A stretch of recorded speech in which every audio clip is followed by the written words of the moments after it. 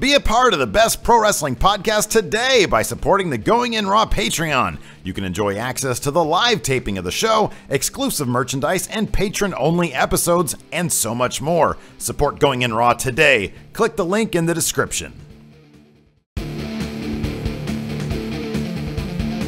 Hey, friendo, Steve here. And Larson. And welcome to Going In Raw Countout, the only pro wrestling countdown show here at youtube.com/Steven Larson. And anywhere fine podcasts are available, be sure to hit that subscribe button and the little notify bell on YouTube, which lets you know whenever there's new Going In Raw content, which is daily. Next week, we're going back to our Raw and SmackDown recap usual shows. schedule. The super shows for now are done. Yes, for the time being. They're just convenient for us. Yes, we're also on Patreon at patreon.com/Steven Larson. A bunch of tiers, rewards associated with those tiers. Good stuff.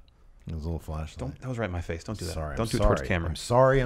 We're also at Pro Wrestling Tees, prowrestlingtees.com/Going In Raw. This is going up on Saturday. Is the sale already over? I don't know. How long is the sale going on? I don't remember. Well, we have plenty of good designs. There may or may not be a summer sale going on right now.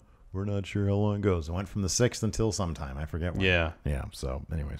But we're not here to talk about all that. We're here to talk about Great Balls of Fire. That's right. Now we decided to do, instead of just like a regular predictions video, who's going to win, blah, blah, blah, we decided we would bring you our top 10 things that will happen at the Great Balls of Fire pay-per-view. Correct. As an episode of Countout. So, I mean, we will talk about match finishes, who's going to win, who's going to lose. Yeah. But specific things that we think will happen during the show, we will talk about here. And then, when applicable, talk about our actual picks for these matches. Yes. Correct? Correct. Absolutely. Should we get started? Yeah. Number 10. 10. Cass destroys Enzo. Yeah, I don't really anticipate this being much of a match. I don't think Enzo's going to have much to do here besides Ragdoll. Yeah. I think he might get one bit of offense midway through the match that will last approximately 45 seconds. This match is designed to heap tons of sympathy on Enzo and tons of heat onto Cass. Correct. And that is it. That's correct. All this is meant to do. Cass goes over in this match. Do you agree? Yeah, absolutely. I'm the one that wrote this down. Do you think this feud continues past this pay-per-view? Yes, I do. As a one-on-one deal? Yeah, it should go to SummerSlam. Although SummerSlam's a co-branded thing, I'm not sure if they'll have a match at SummerSlam. I wouldn't be surprised they had some sort of tag match. Oh, like Enzo realized he can't beat Cass by himself, so he enlists. Oh, there you go. Yeah, something like that. You're a casshole. Yeah. Yeah. Okay. And then who could Cass? Maybe it's a handicap match. No, it's not gonna be a handicap match. Remember, you can't do. I know they've done it before, but you can't do that. You can't do two faces and one heel on a handicap match. You can if the heel wins. Yeah. Oh, that could be cool. Boy, that'd be good. Really established. I know, but You really risk getting the crowd on Cass's side. That's the problem with it. He is where the money's at. And look, I'm on Cass's side. I don't think he's a casshole. I think that I'm not sure if I could be friends with Enzo Amore for longer than a week else either. I mean, if he is the way they present him on TV, if he is his character, which I don't think he is. No. But say it's a tag team match, who could Cass's partner be? The Revival. Well, then it's 3-on-2. Yeah. Heels go over. Top guy. Yeah. Where have the top guys been? They haven't been on TV. Yeah. Wilder's been cleared. One of the best tag teams in the world. I know. You see Young Bucks tweeting about him? Yeah. Saying we'd love to wrestle them. Oh, he yeah. says, we like to talk shit, but it'd be fun to wrestle. Oh, they're fantastic. Yeah, they're great. Say yeah. Yeah. Yeah. Yeah. Well, number 9. 9. The Hardys tease a split. So, Wrestling Observer recently said, I can't remember if the newsletter on Wrestling Observer Radio. Hey, did you read, let me just an aside, did you read that article that Meltzer tweeted out about the dire state of the WWE? It wasn't written by him, it was written by somebody else. No. It was just funny because the guy who wrote it was talking about how ratings are down and, the TV deal, the next TV deal probably isn't going to be great. And he made some conclusions that I disagreed with, but, the general sentiment, there's some validity to it, and Meltzer seemed to like it. But Meltzer, he immediately, off the bat, he credited Meltzer as, one of his sources into that stuff.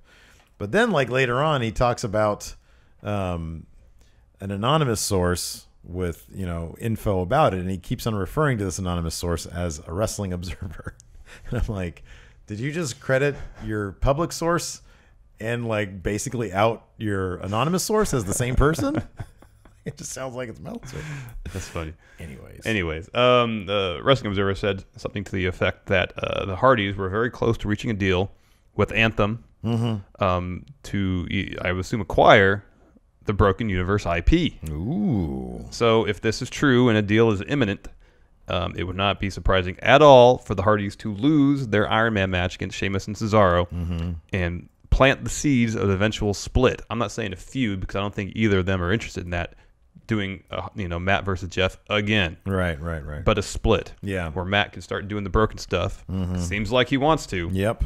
And Jeff can get his main event push, which Vince seem to really want. Seems to be the case. So I would not be surprised at all if it happened. In fact, I think it will happen. Yeah, I agree with you. Sheamus Cesaro goes over here. I don't know if we're going to split on these predictions. I don't think so either. I mean, I'd like to be contrarian, but I also want to be accurate. Yeah, I think Sheamus Cesaro goes over here. These two teams have really, really good chemistry. This has been a pretty decent feud. There's been, some gimmick matches, 2 out of 3 falls we've seen. We've seen the cage match, now an Iron Man match. And, I think this is going to be another physical, hard-hitting match. And I think you're right. I think there might just be... But we've done this every single time. There would be an incident. I know.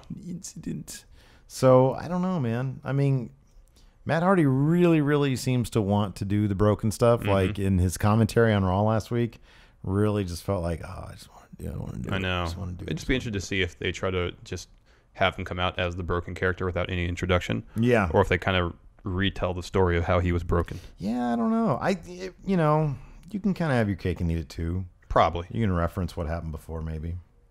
Let's see here. But yeah, I say Sheamus and Cesaro. Oh yeah, they're going over. Number 8. Neville cheats to win. They've done such a great job of building Tozawa. Yeah. That he's not going to lose cleanly his first title match. He's not going to lose cleanly.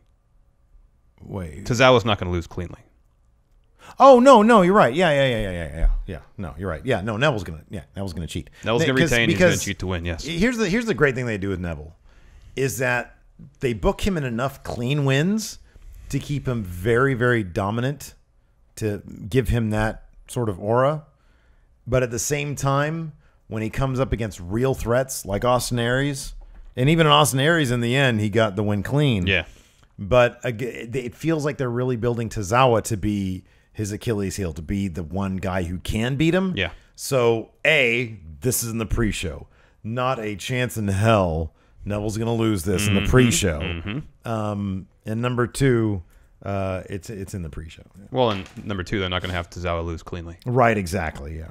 So yeah, it'd be great to see how Titus O'Neil gets involved, potentially. Yeah. And hopefully this is just the beginning of a great long feud, because it's already been pretty good so far. I like how much Titus O'Neil has had his stamp on the Raw brand these days. It's one of the few bright spots. Yes. And I think that he's gonna maybe have something to do with this. We'll see. Number 7. The Drifter is gonna debut a new song, Larson. About the city that he is in, and maybe Finn Balor. I'm pretty sure Finn Balor, yes. Probably Finn Balor. I'm actually really surprised that there is no Finn Balor Drifter match on the card, considering there's... That doesn't sound like a SummerSlam match. No. You know what I mean? Think a year ago, where was Finn Balor fighting for the Universal title? Exactly, Where's it going to be a year later? Fighting the Drifter. Yeah, a little odd. So we both like the Drifter, but it's a step realistic. down. It's a step down. We're realistic. It's a step down. Exactly. But there will be some shenanigans with Drifter and Finn Balor. Drifter will probably sing a song. Balor will come out. They'll have an in-ring brawl, and then that'll be the end of it. We'll probably see a blow-off on Raw. It's so weird they don't have a match, though. It's weird that they don't have a match, and it's weird that R-Truth and Goldust don't have a match. Maybe they think that an actual match with Finn Balor... I mean, look, they seem to really like Drifter, but I maybe they also feel that an actual match against him is kind of below Finn Balor, even at a pay-per-view called Great Balls of Fire. Could be. That's a bit much. Is Goldust R-Truth isn't happening here either? No, which is really surprising. So far that we know. Well, I mean, yeah, we got 3 days till the pay-per-view, or 4 days till the pay-per-view. As of this show being filmed, there's 9 matches or 8 matches. 8. That's a lot. I know. That is a lot. Usually I do 7 or 8 for a 3-hour show. In any event, I think we're going to get a Drifter song interrupted by Finn Balor. Yeah, probably. It's going to be a good song. Yeah, you're a big fan of the Drifter. Make me laugh. Yeah. Number 6. 6. Seth Rollins and Bray Wyatt. Their match is going to underwhelm. In what capacity? You wrote this down here. In ring. You don't think it's going to be entertaining? There's no stakes to it. That's my main problem. I like Bray as a worker. He's good. You know, I love Seth Rollins. But I feel like you've said this is a placeholder for whatever Bray Wyatt's going to do at SummerSlam, which might be Finn Balor. Whatever Seth Rollins is going to do at SummerSlam, which I don't know what it's going to be. Maybe he's going to go after the IC title once Miz and Ambrose are done with it. I don't know. But, I mean, I could see Finn Balor coming out of SummerSlam as IC champion. Oh, yeah. I could see that. But why? I mean, they've had how many weeks of build with this Seth Bray thing? And there's nothing being said. Everybody talks, nobody says anything. Yeah, I know. So it's going to underwhelm in that we know what kind of match these two can put on. They can both put on, Seth can put on great matches. Yeah. Bray can put on really, really good matches. Yeah.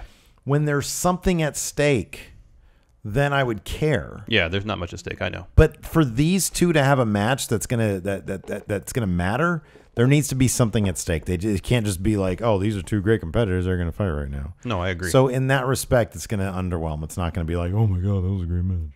Number 5. Nia Jax interferes. Here's what I'm thinking. Okay.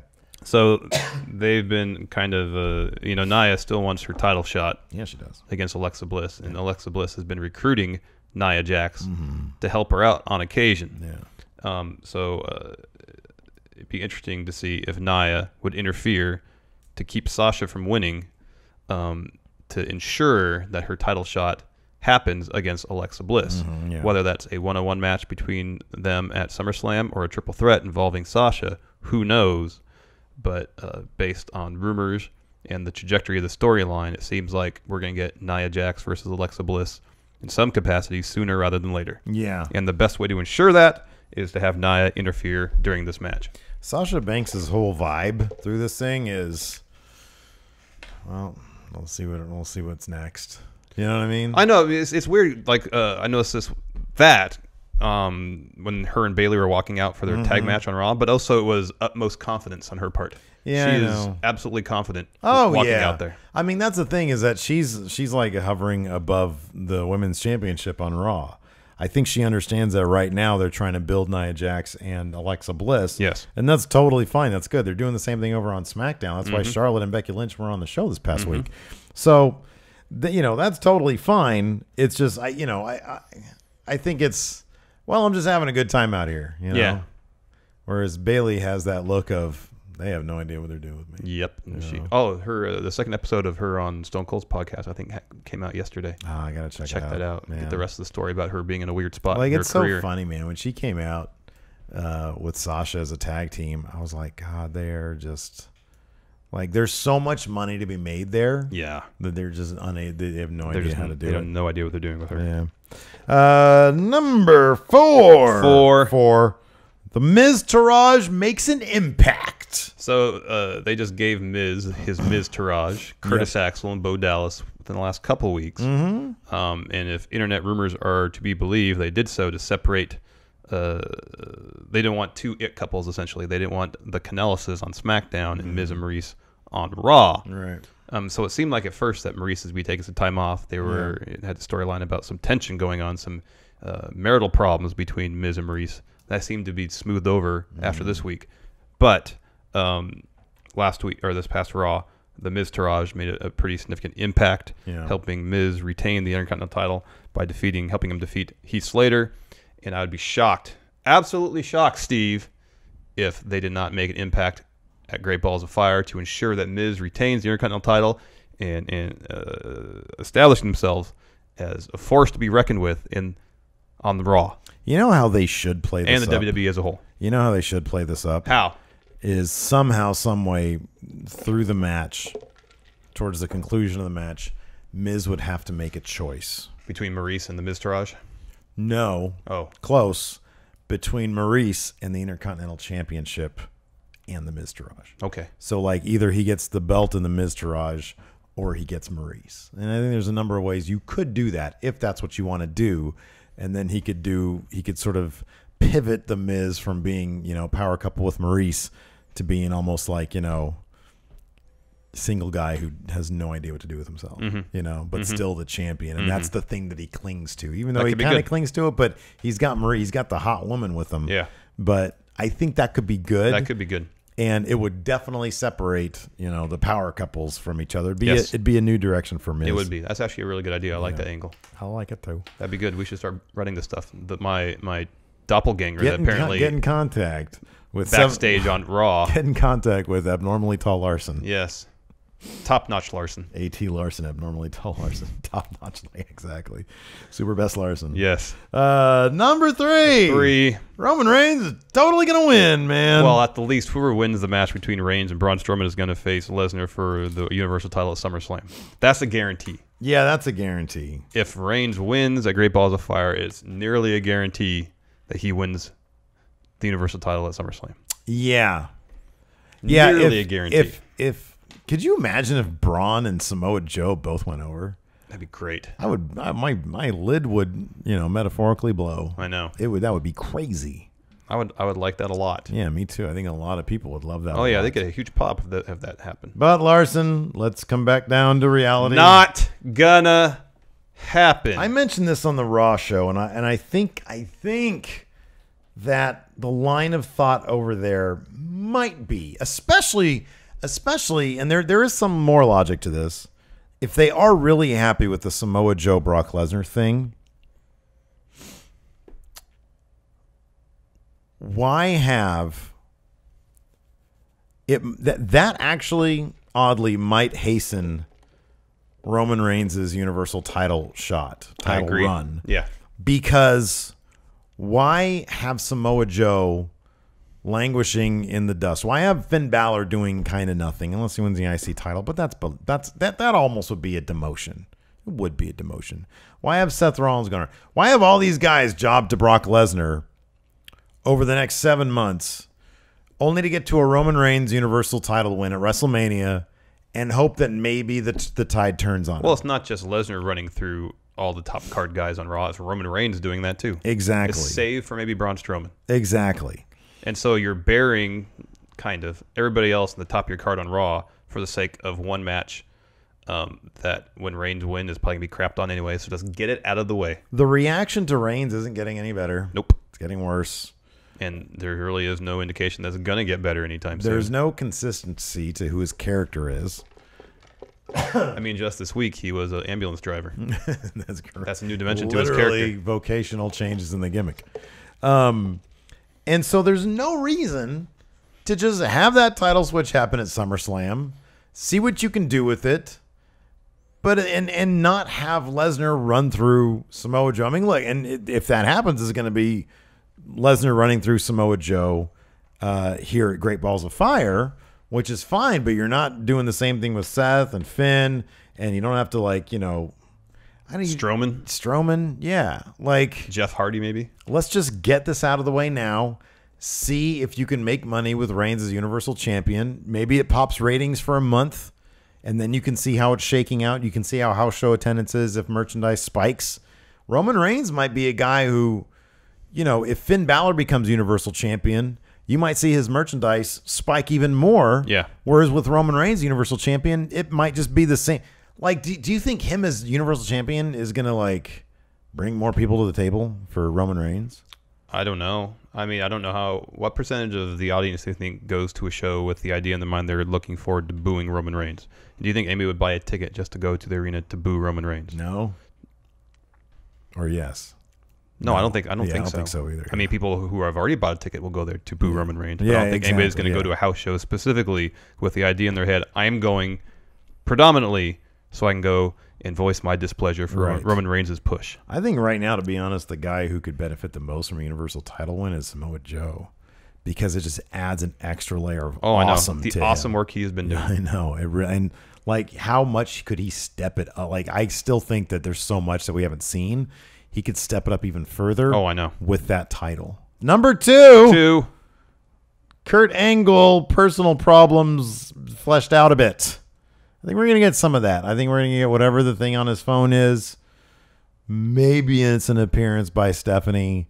I don't know what. I would be more inclined to think that would happen the next night on Raw. That could be. The pay-per-view. That could be. There might be a tease at Great Balls. Could be. It could be a tease at Great Balls. Which takes us to number 1. Samoa Joe looks strong, but Lesnar goes over. Yeah. They've done a great job, a wonderful job, spectacular job of booking Samoa Joe as a credible, legitimate threat to Lesnar, and they've done a better job of that with Joe than they have, I can think, pretty much since at least Reigns. He made Lesnar's face turn an ungodly color of purple. Yes. It was weird. But it was great. It was fantastic. Yeah, I think that they know that they have somebody in Samoa Joe who can sell tickets. I think that he's doing great work. I think they think that he's doing great work. And I mean, you look at what went down on Monday. You look at what has gone down through this entire Brock Lesnar thing. And I mean, that'll pop ratings for a month. Samoa Joe's Universal Champion. I know. A new Universal Champion who's actually around. I'm not. What are the odds of Joe winning? 10%. You're at 10. I was gonna say 30.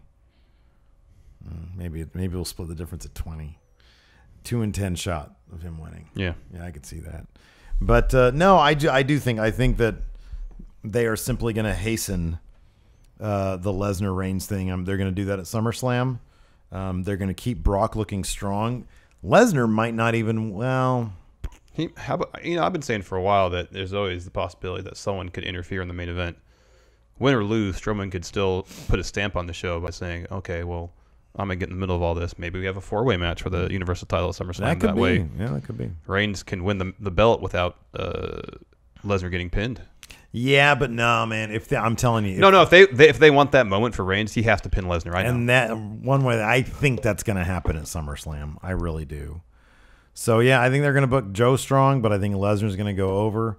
Let me see if there's any place here in predictions. Well, let's run down predictions here real quick. Oh, recap.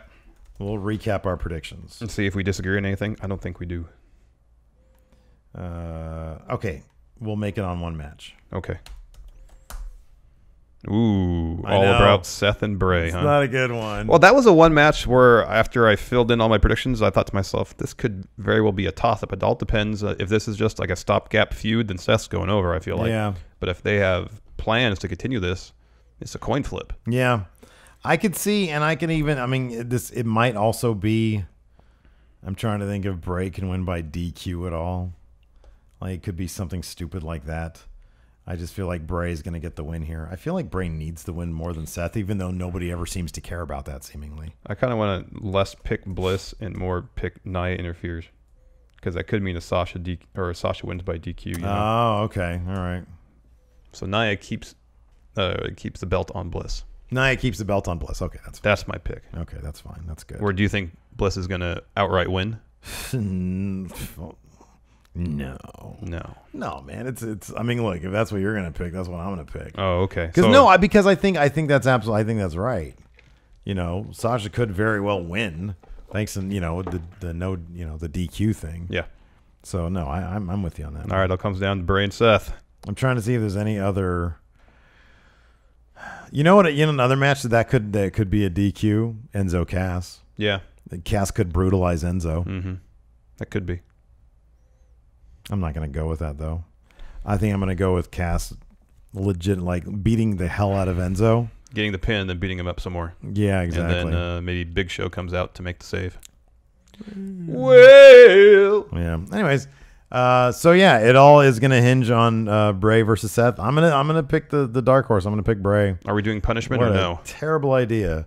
I don't know, man. Last time you hit me, so I don't know if I want to do that again. That's fine. I'm not suggesting that it's physical. Is there a different punishment that we can go with? If I lose, I have to eat something that disgusts me, like fast food.